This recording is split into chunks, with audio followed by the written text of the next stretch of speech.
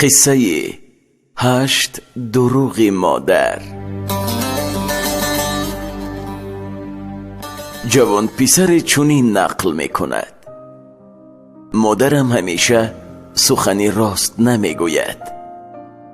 او به من 8 مرتبه دروغ گفته است. قصه دروغگویی مادرم از دوران تولد من آغاز یافته است. فرزند یگانه مادر بودم. وضع زندگیمان خیلی وزنین بود. طعام کافی برای خوردن نداشتیم. روز به خانه کسی کمی آش پلو آورد. او نصیبش را به من داد.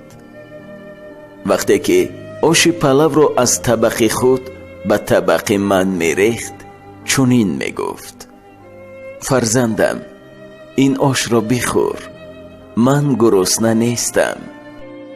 این یکمین دروغی اوست. هنگامی که سالم کمی بزرگتر گردید، آگاه گردیدم که مادرم بعد انجام کار خانه برای ماهیداری به دریاچه نزد خانه من می رفت. او مقصد داشت که هر روز یک ماهی دارد و آن را من تناول نمایم تا خوب و سلامت انکشاف یابم. باره 2 ماهی داشت و زود به خانه شتافته برای ماهی بریان آمادگی دید. بعد چند لحظه مادر هر 2 ماهی بریان شده را نزدم گذاشت. من به خوردن ماهی یکم سر کردم. مادرم باشد باقی مانده گوشت پاره های را که در استخوان ماهی یکم میماند میخورد. دلم به حالش سوخت.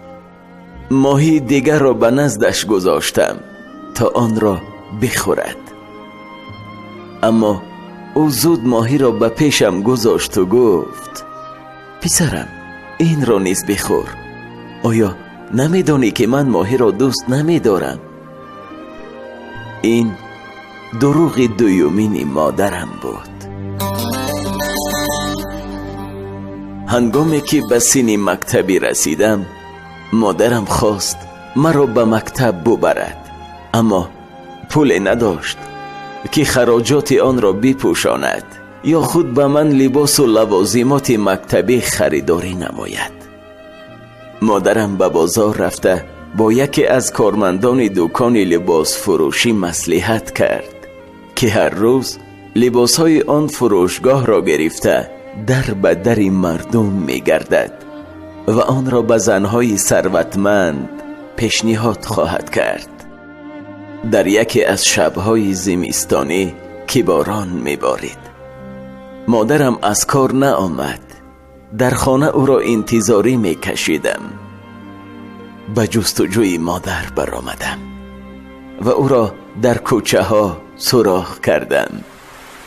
دیدم که در دست بار خلطه درهای مردم را می کوفت. او را ندا کرده گفتم: مادر جان، بیا به خانه برگردیم، دیر شده است و هوا نیز خیلی سرد است. سحر کارتان را ادامه خواهید داد. او تبسم کرده گفت: پسرم، من خسته نیستم. این دروغ سومین مادرم بود. روز در مکتب امتحان نیم ساله دوم برگزار می گردید. مادرم گفت که همراه هم به مکتب می رود. چون به مکتب رسیدم، برای امتحان سپاری در آمدم. او باشد برآمدن مرا زیر حرارت سوزان آفتاب انتظار بود. امتحان به پایان رسید. چون از صنف خانه برآمدم، مادرم مرا با مهر و محبت به آغوش گرفت و گفت که با خواست خدا در امتحان موفق خواهم شد. در دست مادرم جام نوشابه‌ای را دیدم که آن را او خریده است تا من برابر برآمدن از امتحان بنوشم. از بس که خیلی تشنه بودم بیشتری آن را نوشیدم که حتی تشنگیم برطرف گردید. بناگاه نگاهم به رخساره‌اش افتاد که از آن عرق می‌شارید. در حال جام نوشابه را به او دراز کرده گفتم: مادر جان، این را نوشید؟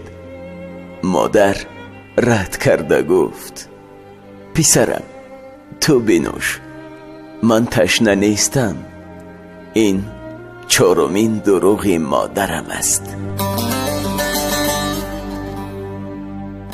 بعد وفات پدرم مسئولیت خانه به دوش مادر افتاد. او ضرور می‌دانست که تمام نیازهای مرا به جا آورد. وضع زندگیمان باز هم وزنین تر می شد. تلخی گرسنگی می چشیدیم. اما که داشتم که به نهایت شخصی خوب بود و در همسایگیمان زندگی می کرد. او کوشش می کرد که به قدر امکان به ما کمک رساند.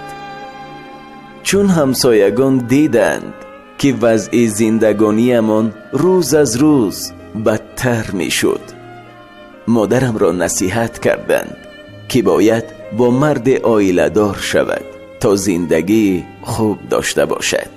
تاکید کردند که هنوز جوان است، باید خانه‌دار شود. لیکن مادرم این پیشنهاد را رد کرده گفت: من به محبت نیاز ندارم.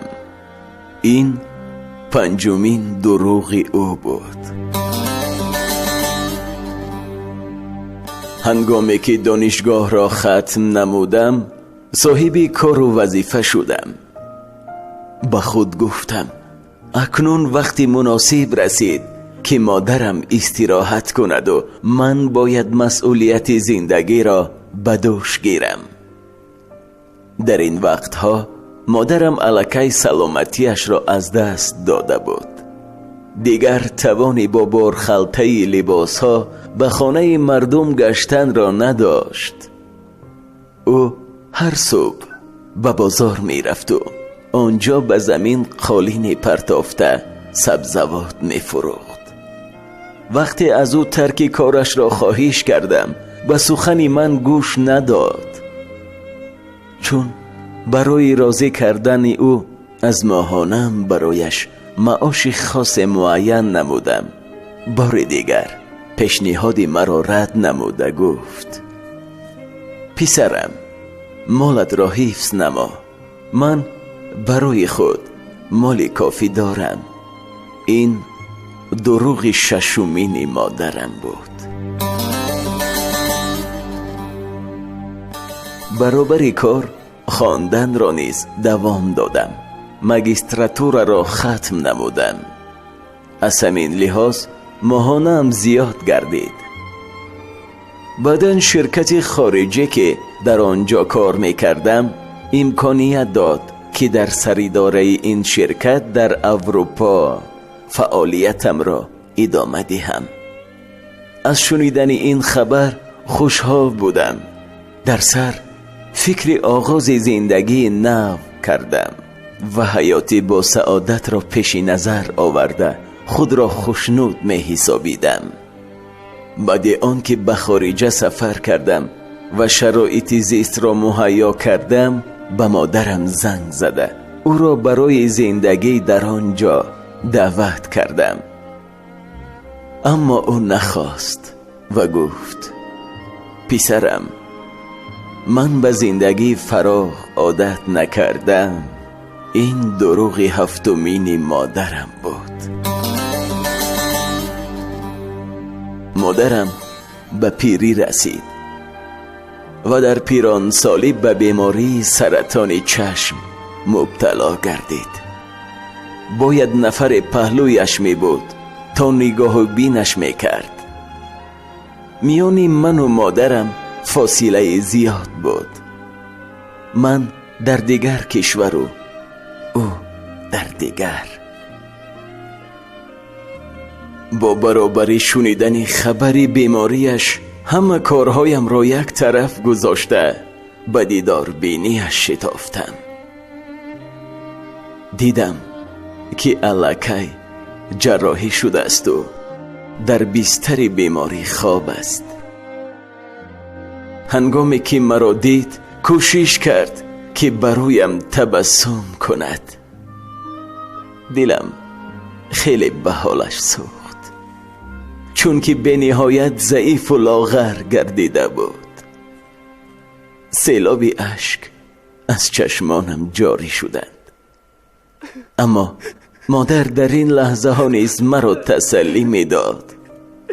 پسرم گریه نکن، من یگان درد را حس نمی کنم. این دروغ هشتمین او بود.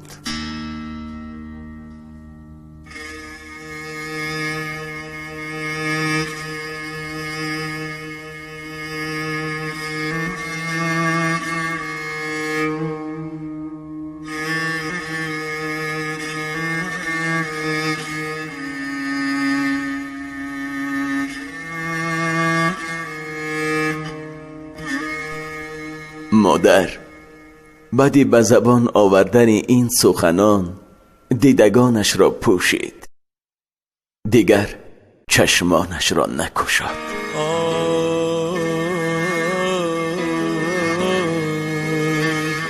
عزیزان دل، هر شخصی که این گنج بی بها را در حیات صاحب است باید آن را حفظ نماید تا از دست ندهد و غرق غم و غصه و پشیمانی نگردد. هر شخص باید در خاطر داشته باشد که مادر به خاطر ما چقدر مشقت‌ها را تحمل نموده است. مادر همیشه در فکر فرزندش است، اما بعضی از فرزندان باشند نه همه وقت در فکر مادرند. بیایید به قدر مادران برسیم، وگرنه دیر خواهد شد.